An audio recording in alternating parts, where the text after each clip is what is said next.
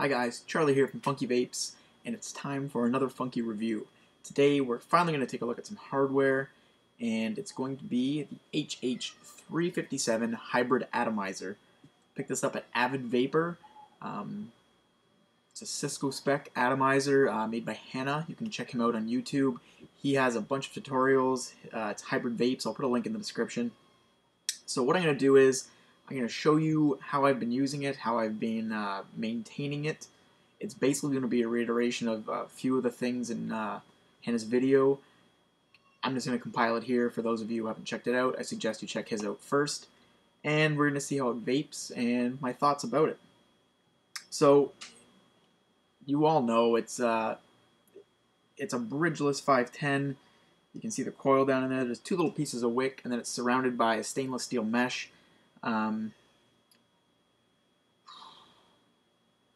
FieldOfVapor, that's the fellow's name. He actually took one apart, which was really cool, and showed you how that looks. I'll link to his video too, actually. But anyways, moving on from that, essentially it's a 510 casing. People say it's like a 306 kind of atomizer going on in there, and it's supposed to deliver a superior vape. They do cost a little more than your typical atomizer. And the reason I bought it was just to check it out, and I figured if they last as long as the rumors say, it's actually way cheaper than buying any other atomizer. I normally use Cisco spec 306s. I do occasionally use I Can Vape 901s, stuff like that. I like better quality atomizers. I hate trashy, cheap atomizers. So moving forward, let's just take a look. So this has some juice in it now, but it also comes primed. So what I suggest you do is take your paper towel, like you normally would, get a little bit of paper towel, and put it inside, but don't press it right under the mesh, because you might get a little bit of paper towel fibers. It might affect the taste, and you're going to blow through the battery end. With this atomizer, it's important to always blow through the atomizer connection. Don't ever blow in the opposite way. It'll affect the way the atomizer flows. It's very carefully constructed. So here we go.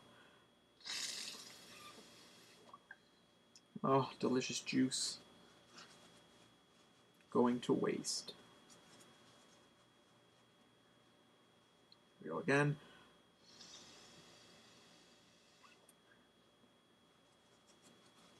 One more for good measure.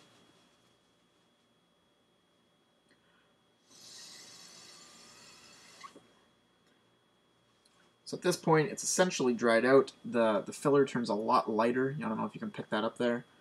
But in any case, there you have it. So with the juice, or in your case with a new one, the primer all emptied out, we can begin vaping. So it's not sealed at the bottom. I haven't got any leaks really. There's like a partial little seal around it, but there is an open hole here for air, I assume. So what I've been using it on is a sealed 510 adapter. I put it on the Darwin here. So I screw it on, and that's about it, just to prevent any potential leaks. I haven't got more than a little minuscule drop. It might even be condensation in there anyways. I also have lots of drip shields. We'll talk about the drip shields in a bit. So anyways, at this point, it's ready to put some drops in. So the important thing is, when you're putting your drops in, I have a cartomizer taped to it. So anyways, you want to put in 6 drops to start. 3, 4, 5, 6, and we'll let it sit for a second. You can see it kind of pool around, and that mesh soaks it up right quick. So at this point, he said it's very important to listen for a gurgling. It's a crackling more than like a flooded gurgle, so we'll see. Now this has been very common for me. I don't hear any gurgling at all. And that's 6 drops of 50/50 PGVG. This isn't a custom. This is just their standard 3 ohm HH.357. So he said to suggest put 2 more drops. So it's just bubbling here. 1, 2. Let that sit. Still no crackling. So 2 more drops yet. Most videos I've seen, it begins to crackle after the first 6. So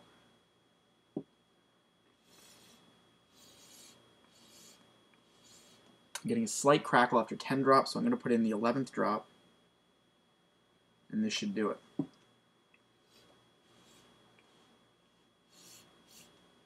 a nice slight crackle, maybe one more drop. This is very strange. Normally it works at about 10, so there you go. Slightly crackling it. I do want to make it just like his video, so I'm going to put 2 more in.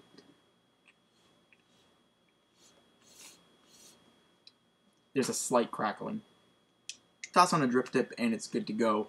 It's important, I found out, to take very, you can see in the cheeks, it's like a rigid kind of pull. You don't want to be vaping on it lightly, it just works like a regular atomizer at that point. So a nice tough draw here.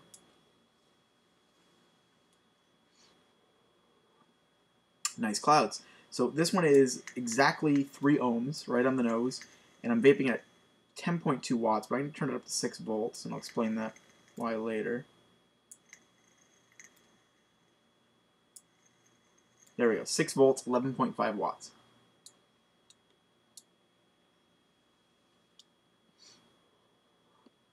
Nice plumes.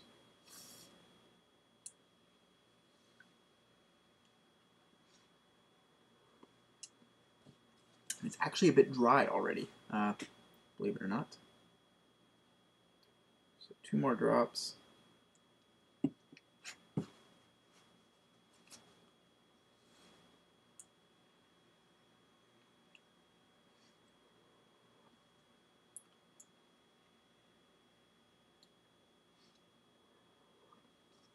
So rather short pulls there, and it's producing very good vapor. Couple more drops. As you can see, I'm still getting the hang of this nifty little unit. There's a nice crackling. So, again.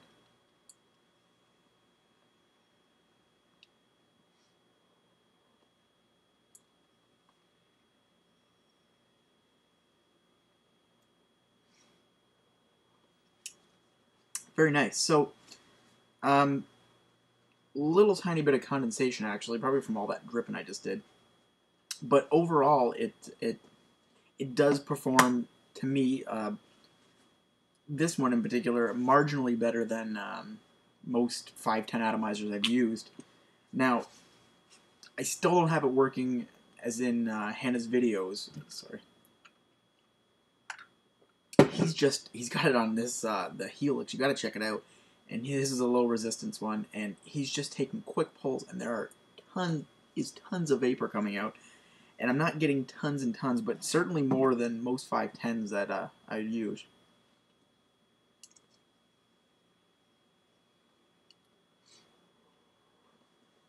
It's very good vapor.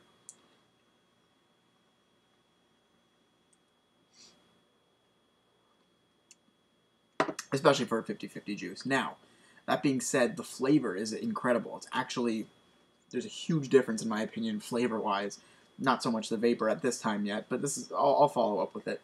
So the flavor is just very, very nice. It's comparable to like a silica wick rebuildable, like the Odysseus or a Phoenix, something like that. Definitely better than a run-of-the-mill like 3-hole dripping atomizer or just a Joy 510. And I find that, I know Phil Pibisardo mentioned this as well, when you do get a dry hit, it is super dry. It's unbelievable how dry it is. However, you get a lot of warning before you do get a dry hit. You can notice that flavor diminish just because the true flavor of the juice is so crisp and clean that you can notice subtle changes in it, and you know it's time to put in 2 more drops. So, that being said, you're probably not going to get very many dry hits with this, and yeah.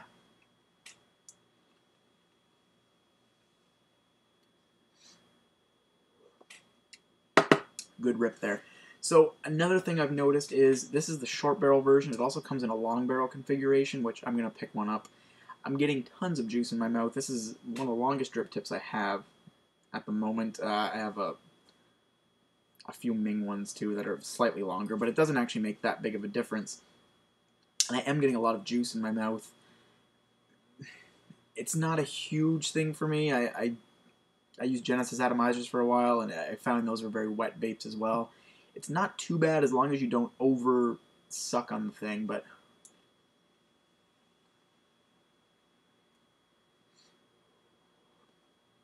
Again, delicious, no juice that time.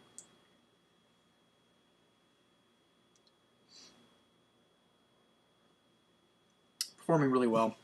Not so much juice in my mouth, but there is a little mod that he suggested for it. I can't take credit for this. This is Hanna, the creator, again. And it's basically to take a bridge from an old atomizer. This is just a crappy 306 here. This isn't a Cisco one. And basically you just take the bridge off. So I like to put some tweezers on it side by side. Just give it a little wiggle. You could use like a good atomizer or one that's not quite dead yet and just debridge it. But I suggest taking one that you're not going to want to use again, because it does take a bit of force to get this out, especially if you have a gimped up hand like myself. So we'll give it a wiggle.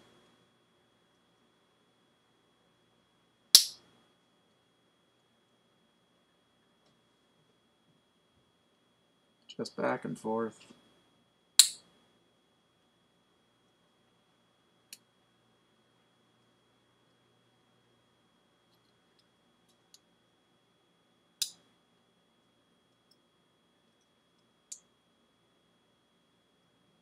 I debridged many atomizers in my day, and it's only very difficult now because I don't have use of my thumb. So I'm just going to stick a pair of scissors under there and just pop it out. It's much easier if you're fully capable. So now that it's out, it looks something like this. Okay? It's a tiny little, that's the bridge. So what you can do is take your drip tip, like so, and take the bottom here. And you kind of have to bend it a little bit. But it'll sit in there just like so. And then you put a little bit of pressure and stick it in there. Now what I like to do is leave a little bit hanging out. I find that helps with the actual dripping, so that when you do drip, if you push it all the way in, the juice doesn't come out as well. So I leave it hanging out just a tad, so that when I do drip, it drips a lot easier. Like so.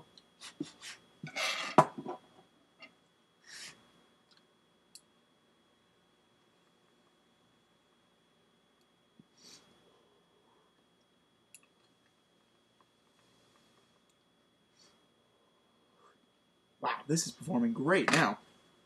I guess it just has to break in a little bit. I've been using it a lot. But anyways, I'm going to take the hardest toot or drag hit, what have you, as I can. We'll see if I can get it to get juice in my mouth.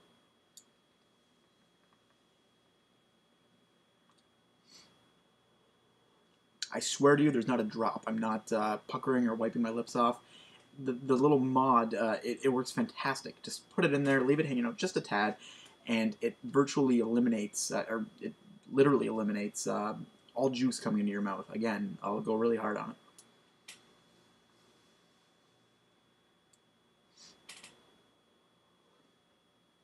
it. Performing great, great flavor. It's a nice, clean, crisp fruit juice, and all I'm tasting is the fruit juice as it should taste. Just for a little comparison, this is a Cisco spec, and again, it's a 3 ohm 306 atomizer. It's in a DCA here.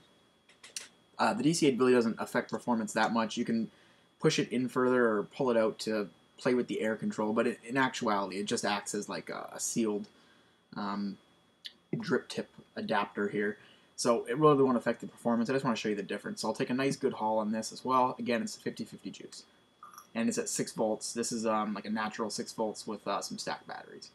Same as the Darwin, just digital.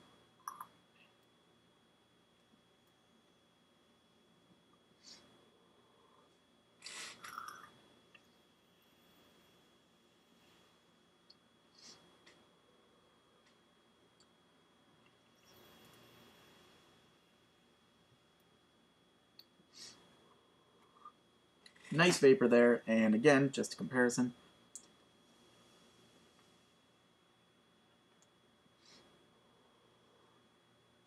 I don't know if you can tell, but there is definitely more vapor coming out of the 306 or the HH.357 than the other Cisco spec 306 atomizer.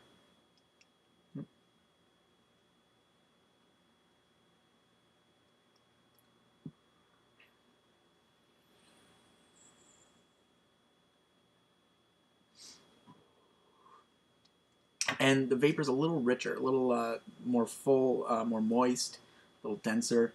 So all in all, it's a great atomizer. The flavor's clean. I guess I'll amend my original comments. The vapor is significantly more than even a Cisco spec 306 atomizer. So in that sense, it does its job. It is a superior atomizer, and for the price, as you know, it's over $20, just over. And it's definitely worth it if you get the longevity that people are talking about. There's people that claim 8 months and beyond. The lowest I've seen, some people have it conk out in a couple weeks, but they even admit that's usually user error. Even if it's not, you can contact Avid Vapor or Hanna and just ask them about it if it gives up the ghost a little bit earlier, as it were, and see what they can do. I'm not sure. I haven't dealt with their customer service, but if you get 3 months out of it, it's worth it. I mean, divide what you'd get a few weeks to even a month out of a regular Cisco spec atomizer, or even less with a Joy. I used to get a week out of those if I was lucky, and add up the cost. It's 2.5, 3 or 4, depending on where you get your atomizers from. Atomizer's worth, but if it lasts 3 months, it's paid for itself, and that's the philosophy I've had with this. So when I do want to drip, I like to use something like this that has longevity and performs this well.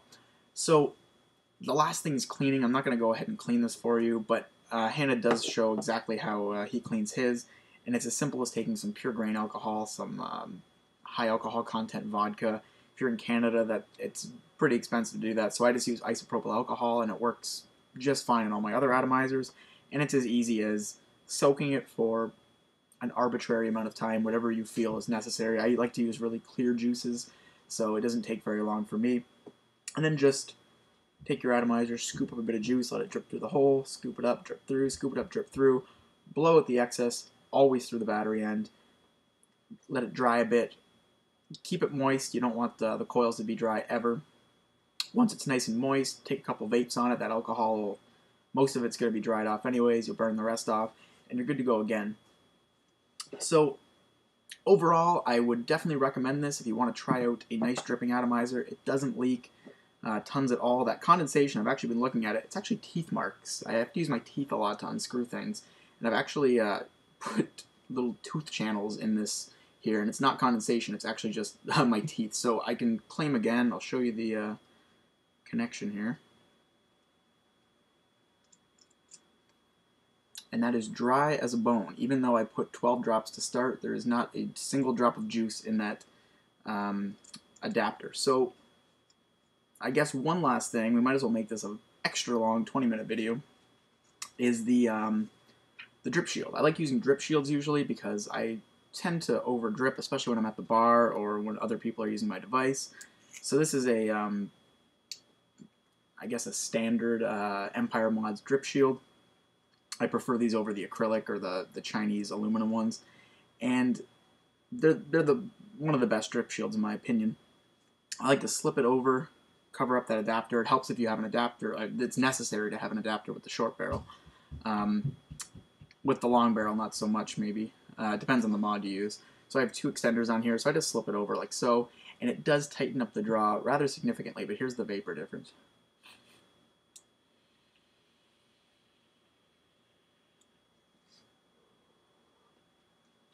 Not a whole lot of difference in terms of vapor production, but if you don't like a tight draw, you might not want to use a drip shield.